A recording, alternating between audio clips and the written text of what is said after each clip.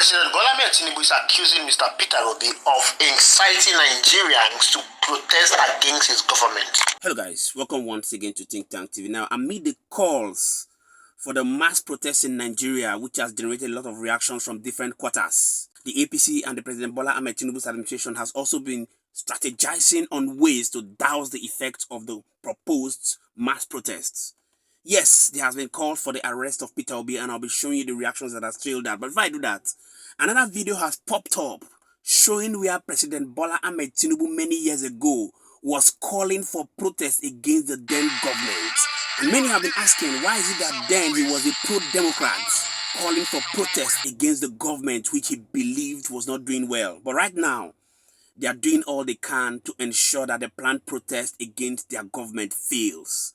I'd like you to take a look at the protest that was led by President Bola Tinubu many years ago before I'll come back to show you the call for the arrest of Peter Obi and the reactions that have trailed it. Please do well to intentionally drop your thoughts in the comment section. Let's get to know what you think about the calls for the arrest of Peter Obi and the mass protest that is about to rock the nation of Nigeria, and we shall continually be here to serve you. We forget the other one. That is what they are doing. Where's your money? Not enough that they are stealing from our children tomorrow for lack of investment in education.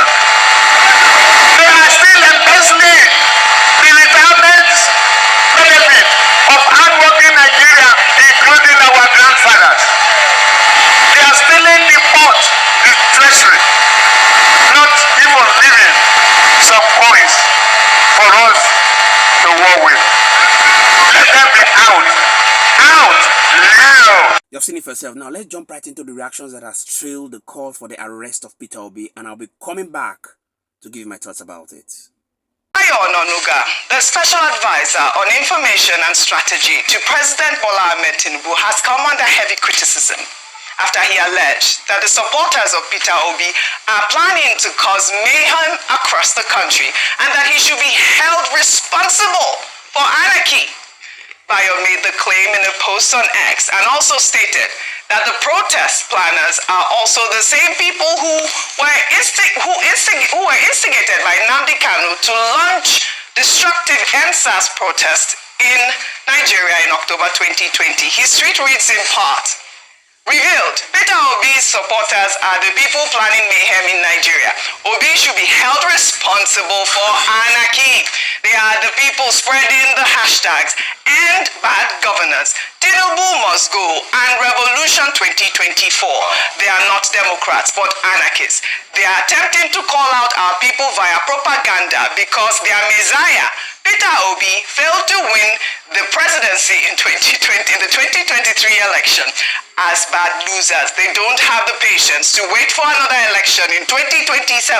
They would rather destabilize Nigeria by staging a civilian coup against President Bola Tinubu. Let me take this response from EJ.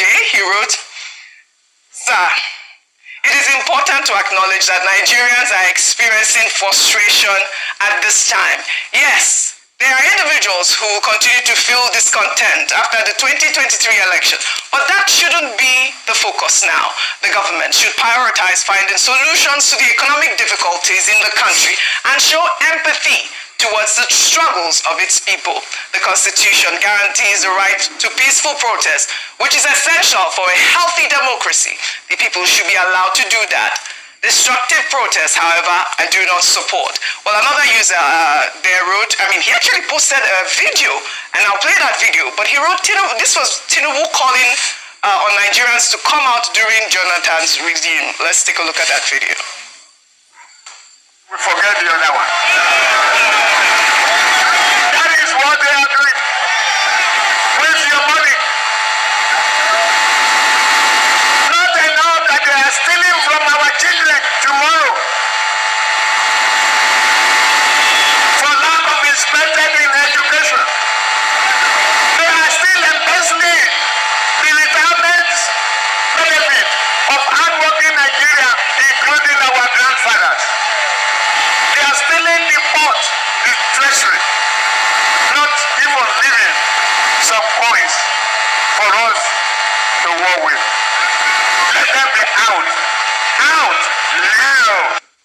All right, that is our president. I was a president in 2014 calling, protests are fundamental rights. I didn't know. You didn't know? Bayo Onanuga to be a propagandist. Oh, wow. I have a lot of respect for him based on the work he did and in the struggles in this country.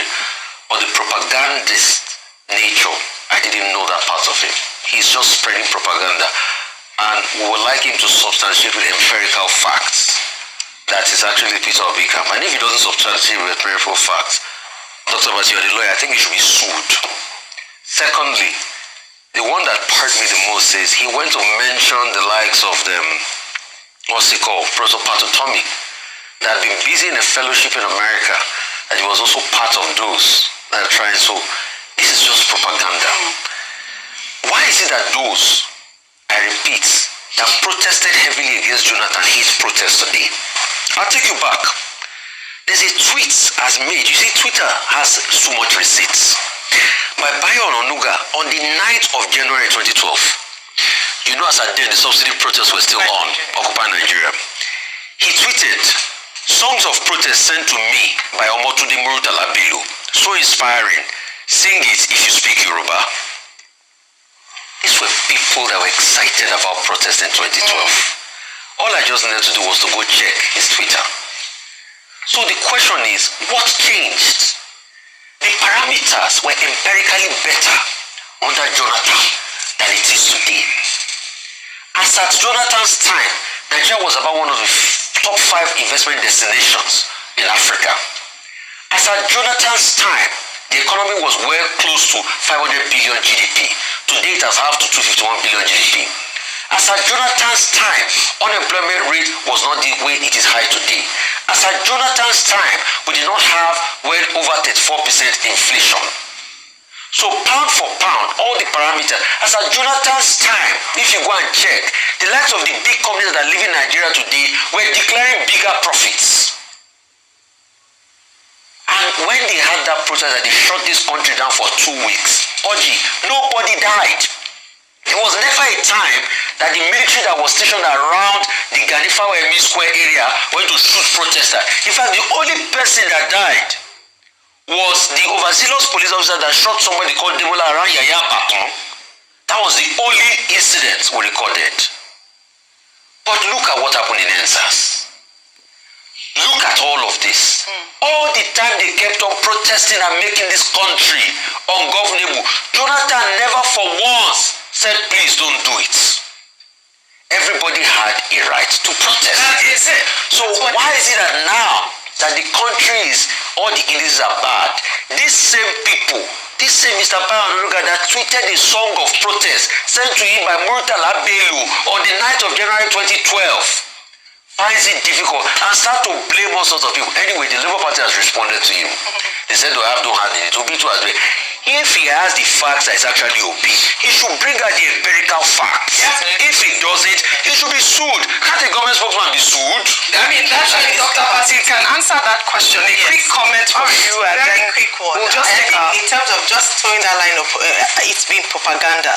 Number one, the reason for that protest is that Nigerians, according to reports, want to protest the hardship and the high cost of living. So the question as to where the Mr. Peter Obi conversation comes in is, Peter Obi increased the price of fuel and the attendant effect to Nigerians. Is it the one that's the determining factor of how much a bag of rice and a bag of gari is in the market?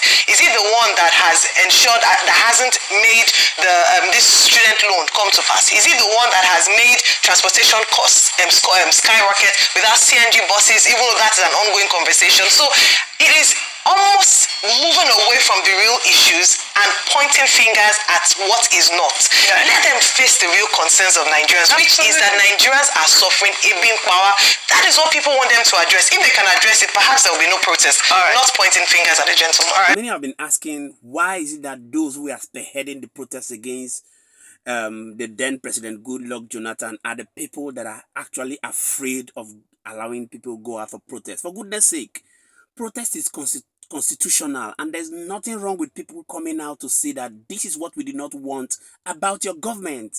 Another question is that why are they alleging that Peter Obi is the person behind the protest? Is it Peter Obi that made the people to begin to suffer for hunger? A lot of people are saying it right now that Nigerians are coming out to express themselves regardless of any person. Even though Peter Obi comes out and says people should not protest, the truth is that this has gone beyond him. And the Nigerian government must realize this fact and face the reality of getting things done straight up. This actually makes me to begin to think about what the likes of Shehu Kuti, Rufai, Useni, and Sowore has always been saying, that the government is intentionally ensuring that they weaponize poverty against the people so that the people can always continually do their bidding. Please, I'd like you to go to the comment section and drop your thoughts. Let's get to know what you think about the calls for the protests in Nigeria. And we shall continually be here to serve. Many thanks indeed to all our viewers and returning subscribers. We really do not take it lightly. My name again is Moses, and this is Think Tank TV. See you on our next video. Bye for now.